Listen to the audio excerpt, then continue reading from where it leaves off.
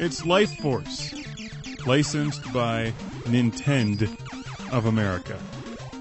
Boy, you'd think they would have spelled that correctly. Perhaps they meant Nintendo of America. And we couldn't have the first Nintendo week here on Classic Game Room without a review of Life Force. This is one of those games that everybody seems to remember for the NES. Maybe it's not quite as popular or well-known today as Super Mario Bros., but look, Super Mario Bros. Does not have spaceships or end bosses that have eyeballs that come out of their sockets and attack you. Life Force does.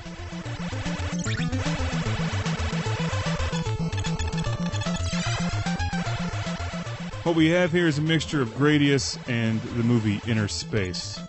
Unclogging arteries and fighting evil blood cells one level at a time. This game was originally released in Japan in 1986 and called Salamander. They brought it over here, they made some changes to it, I guess. We'll have to play Salamander and find out, which conveniently happens to be available for the Sega Saturn, and Classic Game Room has a copy of that. That we'll be getting to in a future review. Life Force has above-average music and gameplay for the NES. This is a fantastic game. And I love the giant brain with arms. Let's just watch this guy. All he wants is a hug, but instead we're going to give him an eyeball full of laser beams. For a brain, he's not very smart.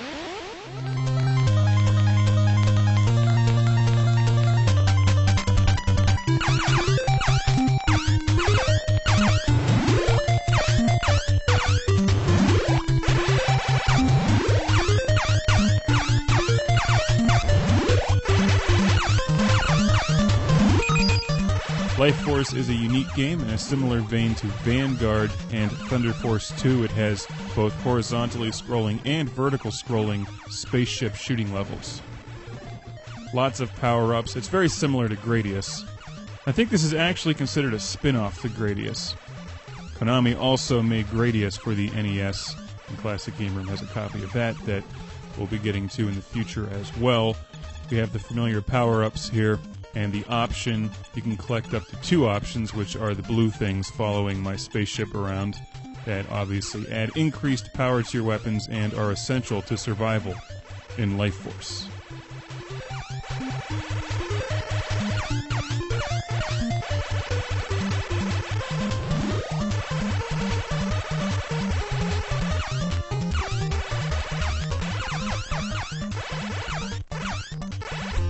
I call this the pinball machine level, which isn't terribly difficult. In fact, the first 2 levels of this game are pretty easy.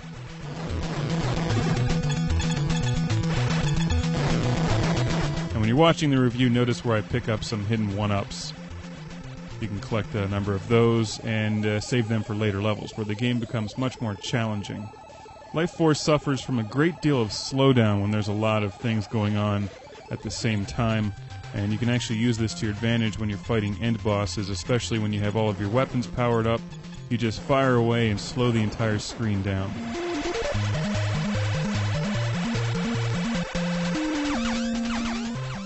This level is the bane of my existence, and even when I was a kid and had more time to play this.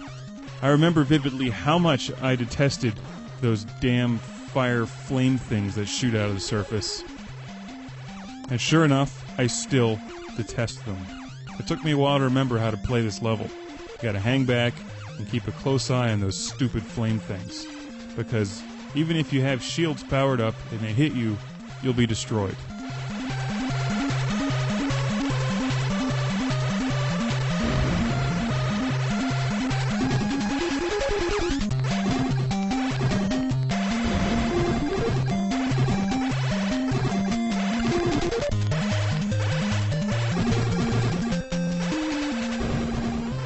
Very inconsiderate of them not to be exploded by your laser beams either.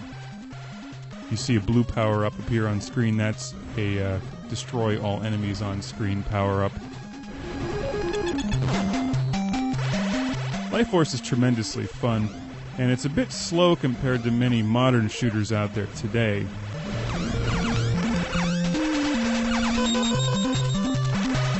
You collect speed power-ups and also 2 missile power-ups and up to 2 laser power-ups and 1 wave beam power-up in the game.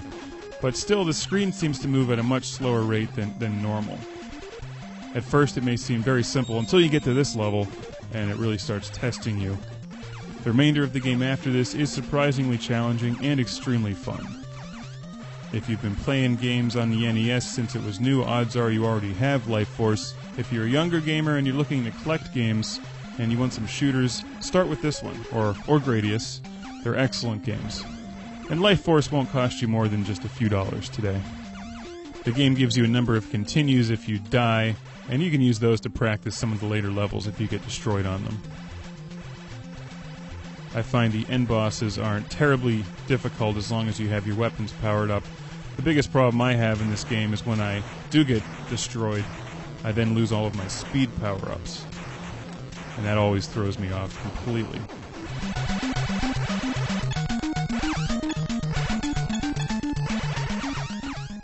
Another thing, once you get destroyed, your options, your blue things, will actually stay on the screen and you can collect them.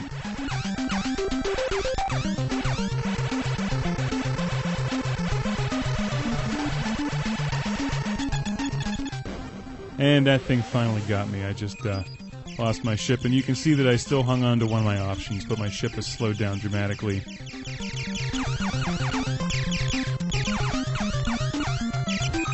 On the bottom left-hand part of the screen there, you can see where it says 1P07. That means I have 7 ships remaining. You can see my score, and the blue bar relates to the power-ups. You start by collecting 1 power-up, gives you speed. When you collect 2, then it moves up to missiles, wave beams, laser, option, and then shields. I haven't played this level in a while, so my game gets pretty rusty from here on. But I remember this guy when I was a kid. I always liked him. The eyeballs that come flying out at you, that's a cool end boss. That's the kind of end boss you want to hang out with.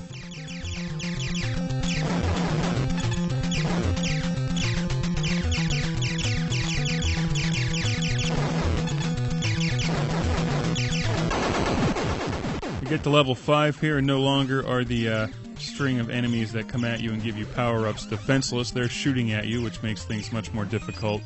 Notice on the missiles, by the way, when you shoot them, they actually glide along the ground. Life Force uses the 2 buttons on the NES controller. One of them shoots, and the other one uses your power-up. So when you collect 1 power-up, you can use it and collect your speed. You can wait till you have 2 power-ups, then use it and collect your missiles, 4, get to your lasers, and so forth. The game seems pretty simple for the most part. There's not much parallax scrolling in the background. It's nice having both the horizontal and vertical scrolling levels. I think the variety of enemies is very interesting, and it gets much harder later in the game, and that's where it really challenges your skill. Life Force is one of those games you can spend a bit of time with, beat the game, tell all your friends about it, and get them hooked on Life Force because it's just tremendous. Life Force is a lot of fun, and I have fond memories of this game from 20 years ago. And when I picked it up and started playing it again, it was as good as I remembered it. Not every game is as fortunate, but Life Force stands the test of time and remains an excellent shooter today. And I'm looking forward to playing Salamander on the Sega Saturn and seeing what the real differences between the 2 games are. Should be interesting.